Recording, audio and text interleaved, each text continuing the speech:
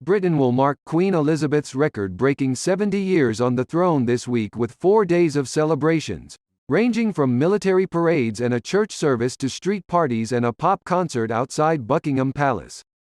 Elizabeth, 96, marked 7 decades on the throne in February, and 2 public holidays have been set aside to create a 4-day weekend for nationwide events commemorating her reign from June 2 to 5. It is not clear how many of these the monarch herself will attend, having been forced to miss a number of official engagements in recent months because of what Buckingham Palace calls episodic mobility issues. Royal officials say her attendance will be decided on the day. Paying tribute to Elizabeth the Great in Parliament last week, Prime Minister Boris Johnson said her service and dedication to duty was without parallel. "I hope that in the coming days we can show with every bonfire, with every concert and street party and aerobatic display, a love and a devotion to reciprocate the love and devotion and leadership she has shown to the whole country over 7 decades," he said.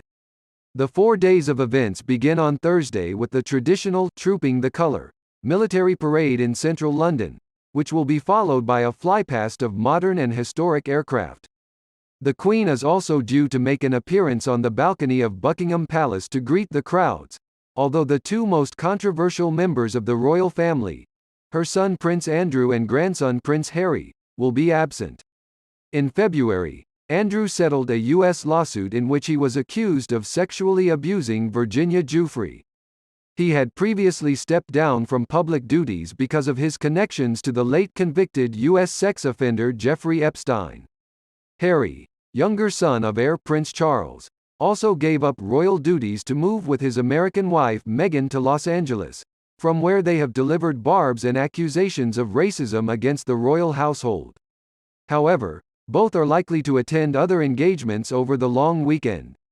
Another notable absentee will be her late husband Prince Philip, who died aged 99 last April after 73 years by her side. Friday will see a Thanksgiving service at London's St Paul's Cathedral, while on Saturday the Queen is due to attend the Derby horse race with other family members. Later there will be a concert outside Buckingham Palace, featuring the likes of rock group Queen, pop band Duran Duran and U.S. singer Diana Ross. Celebrations will conclude on Sunday, with street parties and a pageant through the British capital.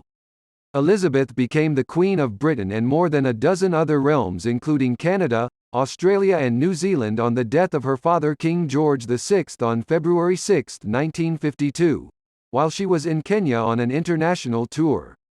At the time, Joseph Stalin, Mao Zedong and Harry Truman were leading the Soviet Union, China and the United States, while Winston Churchill was British Prime Minister.